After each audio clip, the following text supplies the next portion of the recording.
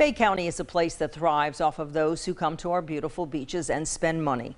But between a stay-at-home order, closed beaches, and a ban on short-term rentals, nearly $500 million in tourism revenue was lost. As News 13's Anna Hoffman reports, many businesses took big hits and were forced to make sacrifices to stay afloat. What is typically a crowded getaway spot became a place where you heard nothing but the waves. March, we saw half of our business evaporate, and then when the beaches were shut down in the month of April, but the tourist development tax collections, which represent the lodging revenues in the community, were down by 85%. According to the Bay County Tourist Development Council, from March to May, the county lost around $68 million in lodging revenue.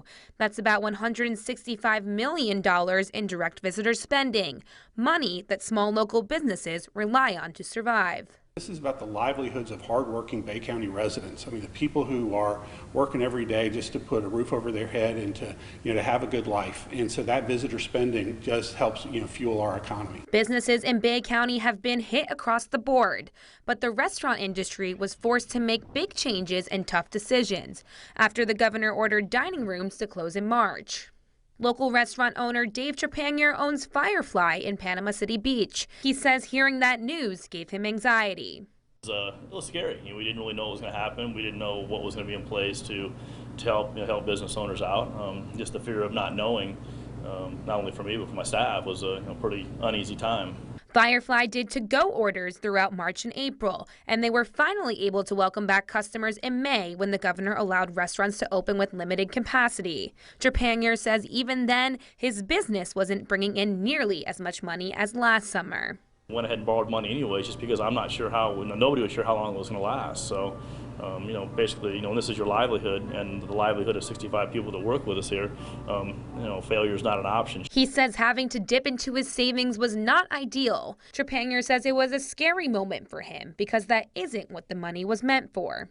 Yeah, anytime you're spending money you don't have to spend, it's scary just because it's not, that's not what it's earmarked for. That's savings from, from my girls' college and stuff for the house and Christmas and, weddings and stuff like that. So, when you're dipping into that money to keep your restaurant afloat and you don't know when it's going to open back up, and it's not a small amount of money to keep this place running. Trepanier says that if this pandemic and the last 2 years have taught him anything, it's to always be prepared for the unknown and to have a few years worth of savings put away for a rainy day. The unexpected can happen and throw just about any business for a loop.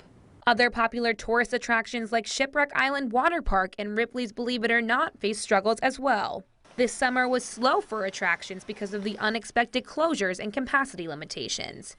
During the season where lines are typically wrapped around the park at Shipwreck, the park saw a low attendance rate until Labor Day weekend. Over at Ripley's, General Manager Drew Morales says their lack of business caused a different set of issues.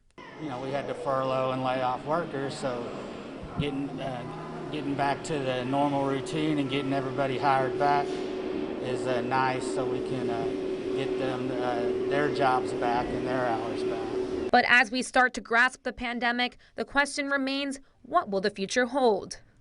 Bay County's TDC Director Dan Rowe says the area is better off than other destinations because of the loyal visitors who came to see the world's most beautiful beaches. Now, we don't know what the future is going to hold in terms of the snowbird business, because we know our Canadian friends won't be able to travel here, and others, if they're at risk of travel, they may decide to stay home this year instead of coming to the beach. Rowe says the TDC's campaign is focused on now. He says come to the beach today. Rowe says although the future is uncertain, he believes Bay County is ready to take it on because we have done it time and time again. In Bay County, Anna Hoffman, News 13, Panhandle Strong.